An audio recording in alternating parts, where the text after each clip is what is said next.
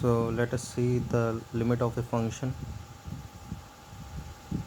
So limit of a function fx, limit x tends to a fx, is defined as a if suppose epsilon and delta are very infinitely small numbers like 0.0001 and delta be like 0.0002 for example, then whenever x minus a is less than epsilon, then fx minus capital A will be less than delta. Okay, what does it mean? Means like we can understand this graphically, like if a is any number and capital A is the value of function. Okay, so when x will be somewhere here or somewhere here, okay, like x is like anywhere here, suppose a is 1, okay, so x can be like 1.00001, 1.00002 somewhere here, okay, and here it will be like 0.99999 0.9999997 like that, okay, means near to a.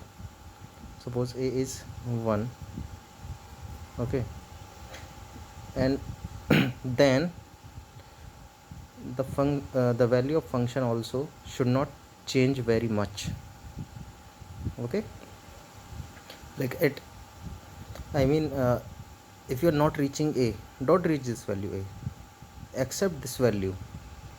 If your x is somewhere close to a, okay, either from here or from here, here what will be the values that are close to a, like 0.9999997, here 1.00001 for example, you know, then in that case the value of function also should not be very uh,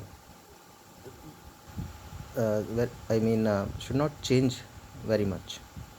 It should also change little bit from the value a. So we will say like a is the limit of the function. Suppose you are choosing x is equal to 1.0001 and fx becomes like say 10.0002, and if you are choosing x is equal to suppose 0.99997, and fx would be like 9.99993. So here you can see you are revolving around x nearly equal to a, which is nearly equal to 1. So fx values around nearly a, which is equals to 10. So we say limit of x tends to 1 of fx is equal to 10. This value comes here and this value is this limit, right? Thanks.